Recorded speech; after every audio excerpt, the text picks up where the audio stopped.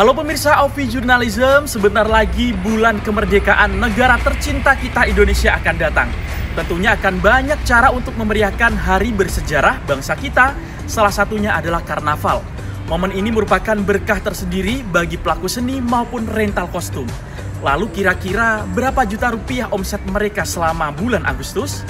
Bagaimana kisah mereka di balik kesuksesannya? Dan juga bagaimana kesibukannya? Berikut liputannya untuk Anda. Hayo, siapa yang suka nonton karnaval? Ya, salah satu event yang turut memeriahkan hari ulang tahun kemerdekaan Republik Indonesia dan juga dilombakan ini menampilkan keunikan dan budaya di masing-masing daerah. Biasanya digelar pada bulan Agustus. Tentunya momen ini juga menjadi peluang bagus untuk pelaku usaha, seperti pelaku seni, sound system, rental kostum, dan penata rias. Bahkan penata rias pemula juga kebanjiran job. Salah satunya Teguh Kiswanto. Pemuda 32 tahun asal desa Sumberbulu Songgon ini konsisten menekuni dunia tata rias. Berkat ketekunan dan kegigihannya, pemuda lajang ini sudah banyak menerima job sewa dekorasi, seperti pengajian, tata rias pengantin, dan kostum karnaval. Bahkan kostum itu dia desain dan produksi sendiri secara mandiri. Emang udah hobi, dari kecil itu aku emang udah suka di fashion. Jadi terus aku mencoba, habis lulus sekolah itu kok tambah di penduduk, di sekolah-sekolah, dari guru, kenalan-kenalan itu menjadikan support.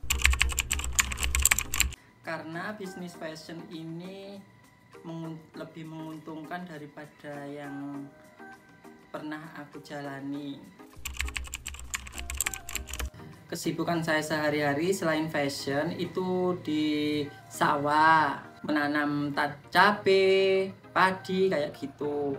Terus kalau paginya sehari-hari yang aku jalankan itu ya belanja di toko. Padahal sewaktu SMK, ia tidak mengambil jurusan tata busana loh, melainkan otomotif. Wah, ini nih salah satu contoh belajar tidak hanya bisa di bangku sekolah, tapi juga dapat memanfaatkan media sosial dengan bijak, dan juga belajar dari relasi seprofesi. Seperti halnya orang desa pada umumnya, keseharian Teguh juga berladang loh. Selain itu, ia juga beternak. Tak jauh dari rumahnya, ia mengayuh sepeda menuju kandang kerbaunya dan sawahnya untuk merawat berbagai tanaman, seperti cabai, jagung, membantu orang tuanya.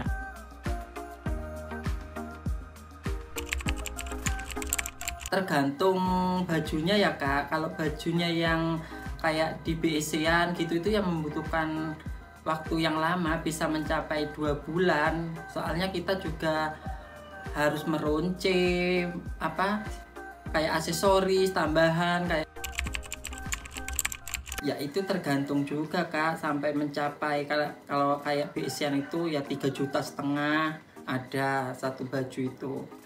Ya mahal sih Kak, soalnya aksesoris, kain-kainnya itu juga, itu semua itu kita juga membutuhkan belanja jauh dari rumah saya ke kota itu. Dulunya nggak mendukung awalnya itu, tapi kalau lama-kelamaan tahu hasil aku setiap rias, tahu budgetnya segini, hasilnya lama-kelamaan mendukung. Kalau awalnya nggak mendukung sama sekali. Iya, ada kayak tim, kita udah punya tim karnival, ada tim untuk make up pengantin, aku juga udah punya sekarang. Menjelang bulan Agustus sudah menjadi kesibukannya untuk mulai mempersiapkan kostum terupdate yang sudah dipesan oleh pelanggan lama maupun baru. Bahkan rumah dan kamarnya sudah seperti gudang karena digunakan sebagai penyimpanan alat-alat make up, dekorasi, dan busana karnaval. Wah, rela rumah berantakan demi totalitas dan pemakai kostumnya puas ya.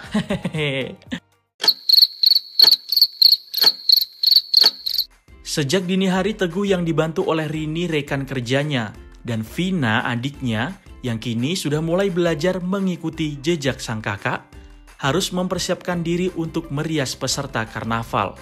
Bahkan terkadang ibunya sampai juga turut membantu. Mereka membagi tugas mulai dari merias wajah, menata rambut, dan memasang kostum. Mulai dari ujung rambut hingga kaki harus benar-benar perfect. Mata, hidung, alis, bibir, dan pipi dirias dengan penuh ketelitian. Kalau yang Agustus kemarin itu saya mencapai hampir 20-an gitu Kak. Kalau yang kemarin corona itu ya nggak ada. Kalau waktu corona itu sama sekali nggak ada kegiatan kan. Kalau sukanya itu dibandingkan kita kerja ke orang, mending di make up Kak. Kalau di make up itu satu hari kita bisa mencapai sampai 1,5 juta. Kalau merias-rias pengantin gitu penghasilan kita. Kalau kesulitannya itu kita itu kan kejar waktu Kak. Lagi waktunya kalau jam 7:30 harus selesai, kita ya harus nggak tidur mulai jam 2. Mulai jam 2 itu kita udah mulai make up. Diburu waktu kalau kerja di rias kayak gini. Nggak enaknya itu nanti kalau alisnya yang nggak simetris kayak gitu udah dikomen orang kan kayak gitu. Terus telat waktu, kita waktunya udah event udah dimulai, kitanya belum selesai kayak gitu udah diburu-buru, nggak maksimal nanti di mana. Tapi yang kita usahakan, kalau saya pribadi itu klien aku itu biar puas gimana caranya. Mas Teguh itu orangnya itu baik, ceria, suka berbagi inspirasi. Dia itu orangnya on time, cuma dia pelin-pelan. Pelin-pelan dalam hal apa ya? Mungkin dari ngomong on time tapi sekarang pelin-pelan yo. Mungkin dari kesibukannya, karena serang sibuknya kadang dia lupa. Entah janjian kadang dia suka lupa, tapi dia itu orangnya baik, bagus, MUA-nya juga bagus. Ya saya kepingin jadi MUA yang sukses, yang maju, usaha saya lebih bagus, dan kedepannya saya bisa memiliki semua kayak organizer, dekorasi, terus kostum-kostum saya itu lebih banyak lagi, diperbarui lagi yang lama-lama kayak gitu. Itu setiap tahunnya pasti saya perbarui kan kalau di saya. Bahkan tak jarang mereka saling marah satu sama lain karena dikejar oleh waktu dan permintaan konsumen yang berbagai macam, dan tentunya harus dilayani dengan profesional. Bukan hanya itu, berbagai kritikan pedas tidak mereka tanggapi sebagai hinaan, tetapi sebagai cambuk untuk kreativitas karya yang lebih baik.